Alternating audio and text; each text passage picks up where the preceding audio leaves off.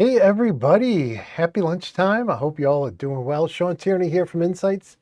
And today we're going to take a look at a second look at this laptop I purchased. I bought it back in May. I did a first look on it. And I thought, I'd love to give you guys during lunchtime here, the live stream, my thoughts after close to 6 months, not quite 6 months, but close to it. And with that, before we get to that, I had planned on doing a bunch of Rockwell lunchtime tips, but I did not finish creating all the seven different stations or eight different stations.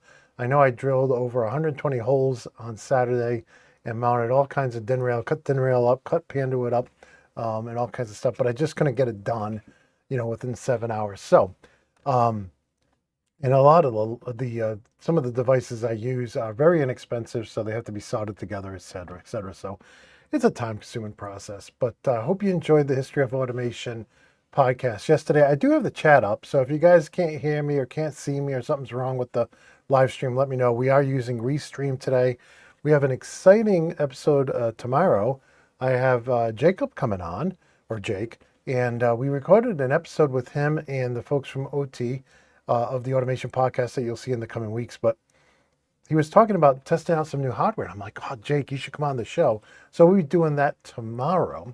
Um, Also, last weekend we recorded an episode of the History of Automation podcast with one of the creators of the first PLC, or what some people would consider the first PLC. I mean, there were multiple companies developing products at the same time, but and we're going to be following up to that with part two this weekend. So I'm so excited that we had Chuck on last weekend. We get him coming on this weekend. And but between those episodes, we have other episodes that will be coming out as well. So in any case, just some really cool stuff coming up. Probably next week, I hope to have at least a handful of those demos open. And then the following week, I believe the week of Automation Fair, Innovation Summit, and some other things going on, I will be out of town. But I should be here all next week.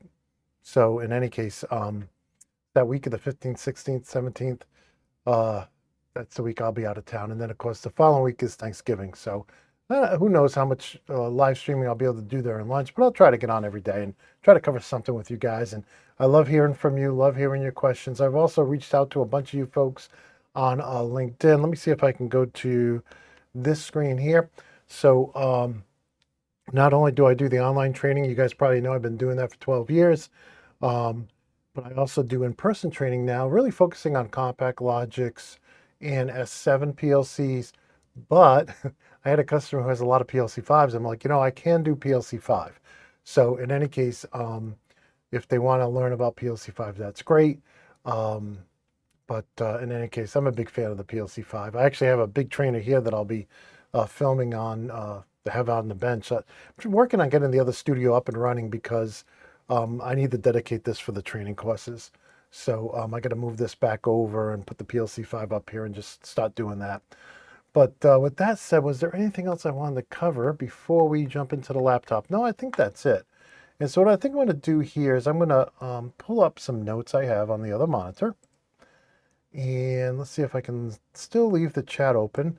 And again, please feel free to comment after the show. If you don't get here during live, I understand this is lunchtime for me, but it's not lunchtime for everybody, right? And sometimes you gotta do things on lunch. You gotta meet with your boss. You gotta go meet with vendors or customers. So totally understand that. So just to give you a recap of this, let's see if we can do the overhead too, of this laptop. This is a MSI laptop that I purchased. I had a vendor say, "Hey, I want you to come teach my customer how to use PLCs." I'm like, "Okay, I'd love to." And so I just have so many great vendor friends that I've met over the last 35 years. And I'm like, "Yeah, you can hire me to teach your customers."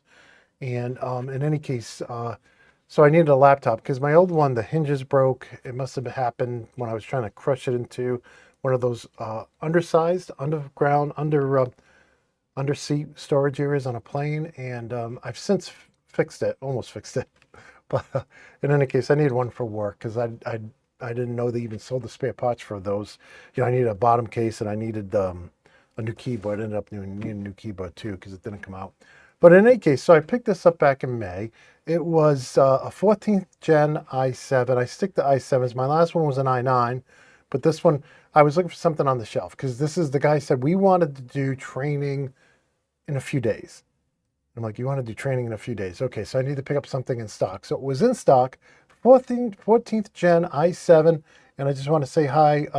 It's not showing who the LinkedIn user is, but hi to LinkedIn. And it says, it's RTX 4070. I always try to stick with the 70s, going all the way back to my 1070.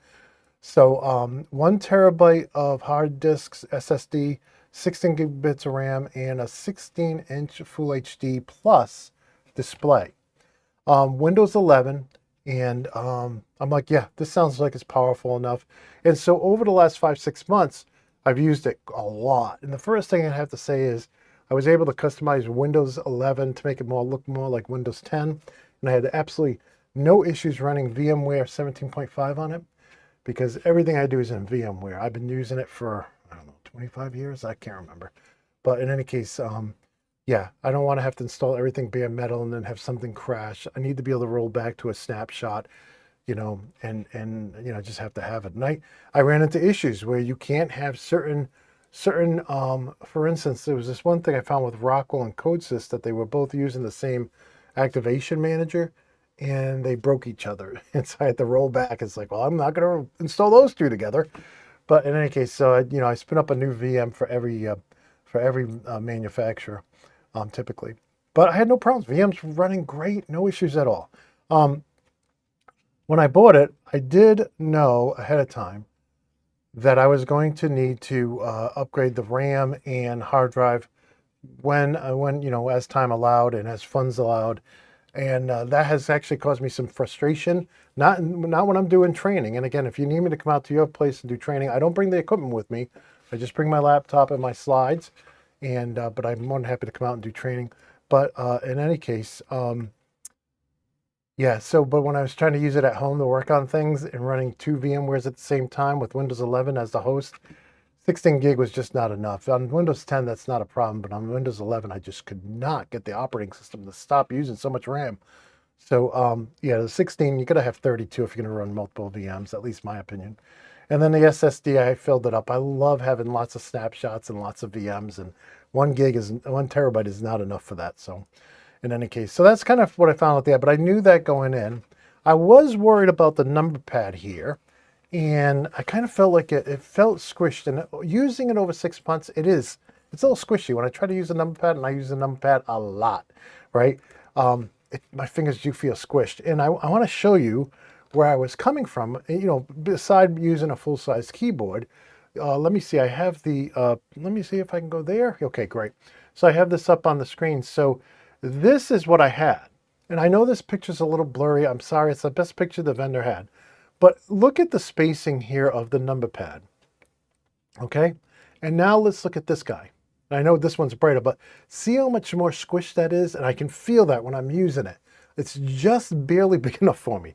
And again, not that you're going to buy this exact same model, but things to think about when you're shopping for your next laptop. So, but there was another major problem I had here.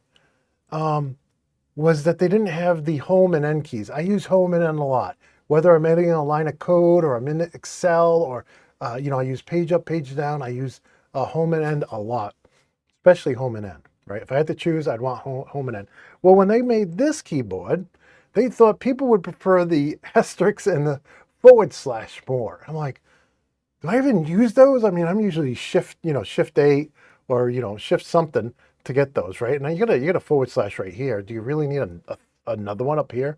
And I'm like, I didn't understand why, if I had to choose, I would need the home end. Do you guys use home and end a lot? I use it all the time. And so that was my first real problem. And so I contacted their tech support. I'm like, guys, I can't find the utility that's on my other MSI laptop, SteelSeries, to remap that. And they it's just like, they were friendly at first, but they just couldn't understand what I'm saying. And so at the end of the day, I ended up using a Power Toy feature. But the problem with using the Power Toys from Microsoft Windows is that it only remaps it for the host. Every time I'm inside of a VM, I don't have my home and end key. So, maybe you don't even know how much you're using the home and end key, but I use it a lot. If you're writing code, you got to go to the end, go to the beginning. If you're writing emails, home and end, editing spreadsheets, I'm constantly using it. So I haven't put the power tools or power toys in all my VMs. I'm not going to go there. But in any case, that is a little annoying. So next time I buy a laptop, I will make sure I have a physical home and end key, because this didn't support SteelSeries. If it supported SteelSeries, then I could have remapped it, which would have been great. We get some comments coming in. Yeah. Oh, I have to go back to Windows 10. Yeah, probably for Python and SQL users. Thank you, Jason. That's probably who it's for, right? So I don't use those two languages. I'm 61131-3, so that's what I do, right? And email, Excel, and so on. But in any case, yeah, because I'm using VMware, though, I haven't had any problems with Windows 11. I had to get the bar at the bottom to the menu bar to align left. I had to turn off the short right click menu and enable the long one, because every time I right clicked, I'd have to go, oh, more options. It's like, yeah, I didn't want to right click twice to open something. I just wanted to do it once. A bunch of little things like that I had to do in Windows 11, but eventually I found all the things that I needed to do. In any case, so that's the first thing that was the big issue. It was the not only was the number pad cramped, right? So when I'm typing on it, it just doesn't feel as good as the bigger keypad. And it was weird because none of the laptops I was looking for had that bigger, more spacey. Hey, let's go back here. Is that the right one? Okay. So they have all this extra space here, but they don't have, like, all the keys are squished together. I'm like, what are people doing in 2025? This is a much better layout, much space. Look at even the spaces between the keys feel better. But you got an enter key here, which I use all the time. Yeah, so very, very, don't know what the style is, but I hope they go back to offering computers like that. In any case, let's see, what else do we got? So the power cord's in the back. Now, if you're using this on a desk, that's probably cool, right? And I think I would like it better than the side. So I have two laptops up home I use my 2021 and my 2017. I have them both out because my 2021 laptop was broken for a while. And one has the cord on the right, one has the cord on the left. And, you just have to fish it behind the easy chair to get it into the wall outlet, right? But the cord in the back, kind of, you can go either way, right? The only thing is you can't see it. So I don't know if it's plugged in, is it falling out? Am I putting too much stress on it? The other thing is, it seems to be like a foot and a half shorter than the other two laptops I have. One's a Gigabyte, one's an MSI. And so that little bit shorter, that's a little bit more annoying, because you want the brick to be sitting on the ground, right? You don't want to have any tension on that wire. But by the time you get it over the front of the chair into the laptop, you're running out of cord. So I would say that too. I didn't measure it, but that's something that I wish it was just another foot and a half longer. Here's the thing about doing the full HD, right? Let me go back to the overhead. Okay, so full HD isn't like the widescreen. It's more like our classic laptops. It works great. I have no issues if I plug into a 1080p display or 1080p display. It has no problems. It'll give me a black bar on the top and the bottom unless I do a dual screen, right? So it works great. It's nice having a little, especially when you're scrolling the internet, right? Or scrolling along spreadsheet or scrolling along program file in Studio 5000 or TIA Portal or CodeSys or whatever. It's nice having the extra up and down. But here's the problem.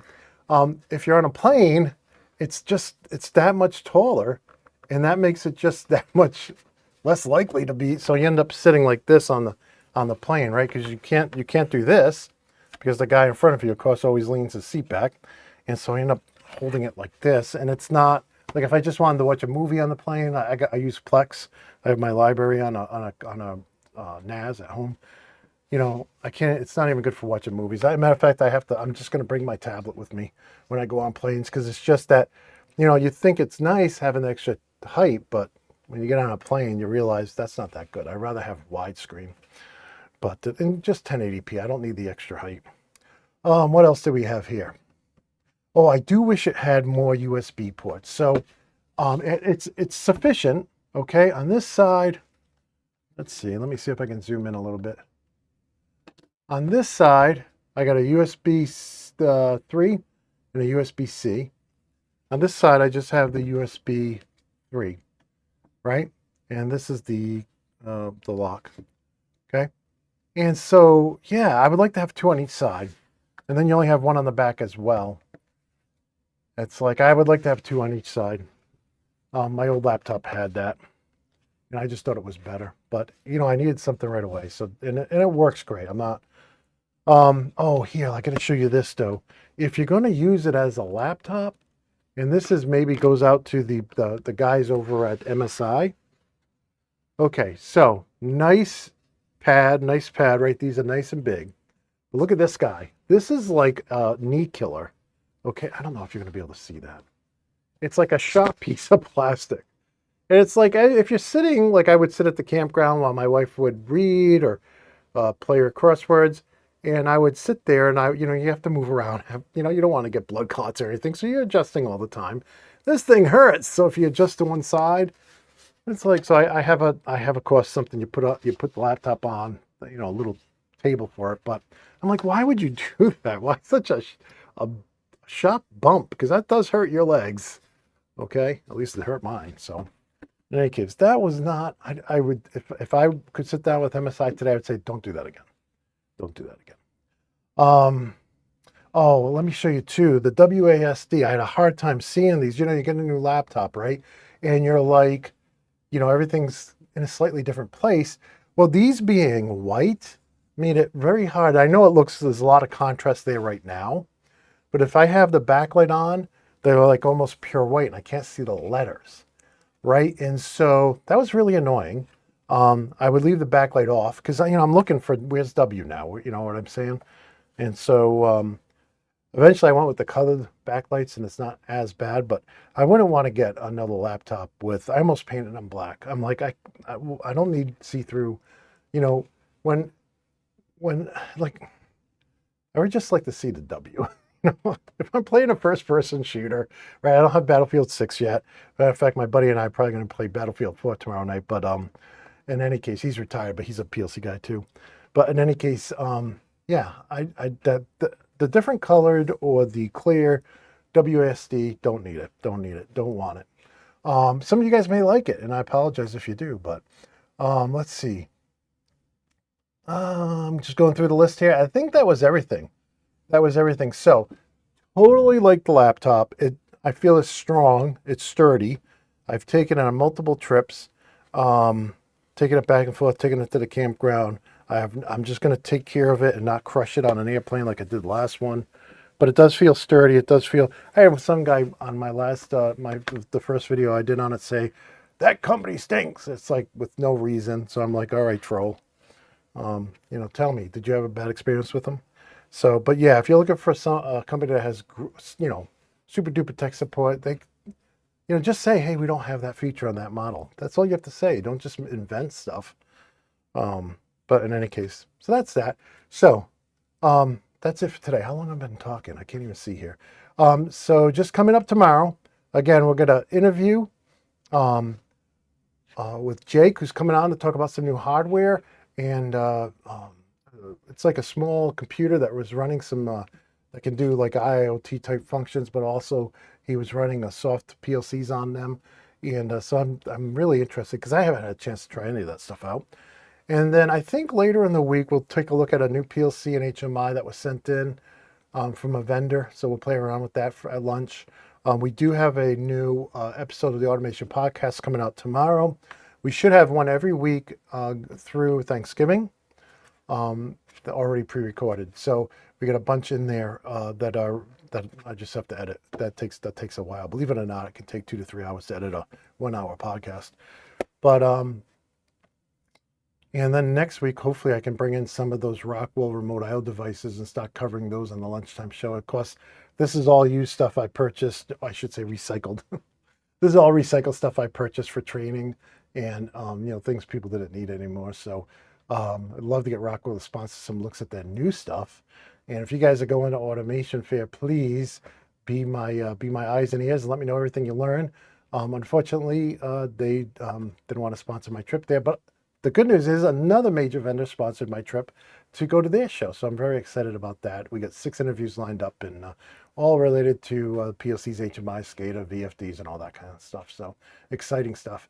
With that, I think that's it. Hey, I want to thank Jason and everybody else who commented. Some of the names that have come through, so I can't thank everybody, but I do want to wish you guys all an awesome day. I want to wish you good health and happiness. And until next time, my friends, peace.